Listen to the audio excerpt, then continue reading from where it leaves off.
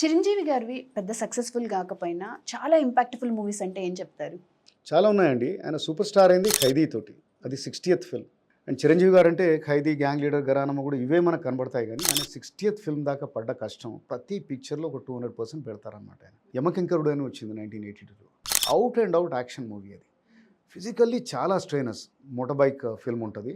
And క్లైమాక్స్లో పర్టికులర్గా ఒకటే కాల్ మీద చేస్తారనమాట. అండ్ ఈయన యాక్షన్ సీక్వెన్సెస్లో కూడా ఆయన ఫేస్లో ఒక ఎమోషనలీ ఎంగేజింగ్ ఎక్స్ప్రెషన్స్ ఉంటాయన్నమాట. అందుకనే ఆయన యాక్షన్ ఇస్ టోటలీ డిఫరెంట్. అట్లాగే 'జ్వాల' అని వచ్చింది 1985లో. డ్యూయల్ రోలు, సెకండ్ పాత్ర రాజు అని, ప్రతీకారంతో రగిలిపోయే పాత్ర అనమాట. సో స్టార్ట్ నుంచి ఎండ్ దాకా ఒకటే ఎమోషన్, ఒకటే టెంపో మెయింటైన్ చేస్తారు. అండ్ ఒక సాంగ్ కూడా ఉంటుంది, చాలా ఎమోషనల్ సాంగ్ అనమాట, 'ఏవేవో కలలు కన్నాను' అని.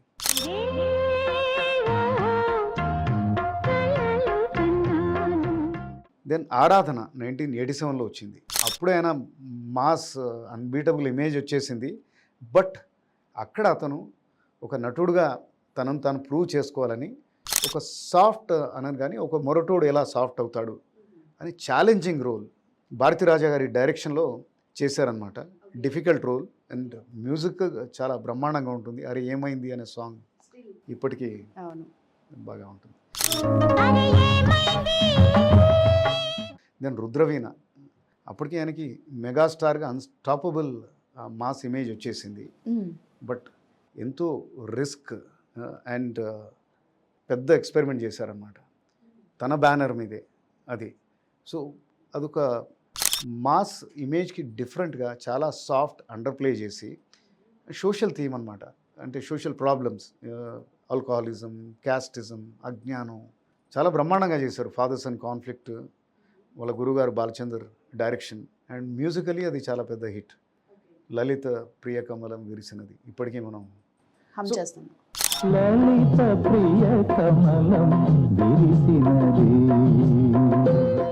ఎన్నో సినిమాల్ని వాటిని అంటే బేస్గా చేసుకొని నడిచినవి నడవని కూడా. బట్ ఆయన యాక్టింగ్ మటుకు ఎప్పుడు ఎవర్ గ్రీన్ అండ్ చాలా ఎంగేజింగ్గా ఉంటుందన్నమాట.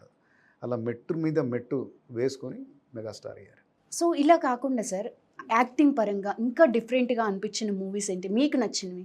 ఆయన ఇనిషియల్ డేస్లో అన్నీ ఒకలాంటి సినిమాలు చేసి సడన్గా 'ఇంట్లో రామయ్య వీధిలో కృష్ణయ్య' చేశారు.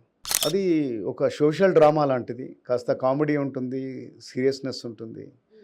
సో చాలా చక్కగా అది ఆ బ్యాలెన్సింగ్ యాక్ట్ చేశారు. ఎందుకంటే అప్పటికే ఆయనకు కొద్దిగా action hero and dancing hero image వచ్చింది.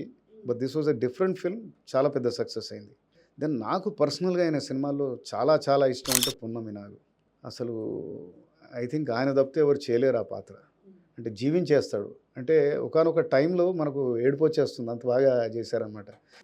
అతను పాముని తనకు తాను తెలుసుకొని తన చర్మం మూడినప్పుడు ఆయన ఎక్స్ప్రెషన్స్ కానీ అది అమేజింగ్ సినిమా. అంటే అలాంటి రోల్ రావడం కూడా యాక్టర్లకి చాలా పెద్ద అదృష్టం అనమాట. దెన్ ఇంకా ఆయన పెద్ద స్టార్ ఇమేజ్ వచ్చాక 'స్నేహం కోసం'.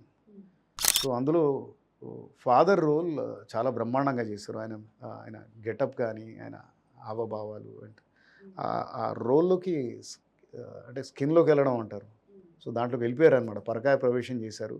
ఆ ఎక్స్ప్రెషన్స్ అంటే ఒక పల్లెటూరి రైతులాగే ఉంటారనమాట. అండ్ చాలా కాలానికి అంటే ఆయన అన్ని యాక్షన్ మూవీస్, ఎంటర్టైనర్స్ ఇవన్నీ తీసాక ఒక మంచి మీటీ రోల్ వచ్చిందంటే అదే అనమాట. ఓకే. చిరంజీవి గారు నాకు నచ్చేది ఆయన కామిక్ టైమింగ్ అనమాట. అది నేను అనుకోవడం బహుశా ఆయన ఫస్ట్ వచ్చిన సినిమాలలో 'పట్నం వచ్చిన ప్రతివ్రతలు' అనే ఒక పిక్చర్ ఉంటుంది. మోహన్ బాబు గారితో చేశారు అది. అది అక్కడ ఆయనకు మొదలై ఉంటుంది. అది చాలా బాగా, అంటే ఇప్పటికి చూసినా చాలా ఫన్నీగా ఉంటుంది. దెన్ 'దొంగ మొగుడు'. సో అందులో సెకండ్ క్యారెక్టర్ ఏదైతే జులాయి రౌడీ క్యారెక్టర్ ఏదైతే చేస్తారో అదే బ్రహ్మాండంగా. ఐ థింక్ అక్కడి నుంచి ఇంకా అన్నీ కాస్త కామెడీ పెట్టడం స్టార్ట్ చేశారు డైరెక్టర్స్ అందరూ. 'ఘరానమ్మగుడిలో' దాంట్లో దీంట్లో ఎక్కడైనా కానీ ఆ ట్రేట్ అది పెట్టడం స్టార్ట్ చేశారు. అండ్ ఫైనల్గా అంటే టువర్డ్స్ అంటే ఆయన ఫస్ట్ ఇన్నింగ్లో క్లోజ్ చేసే ముందు ఇదైతే అమేజింగ్. అంటే అందరినీ ఆయన కామెడీతోటే కట్టుపడేశారు. ఇది 'శంకర్ దాదా ఎంబీబీఎస్'. ఇప్పటికీ మళ్ళీ మనం చూడొచ్చు.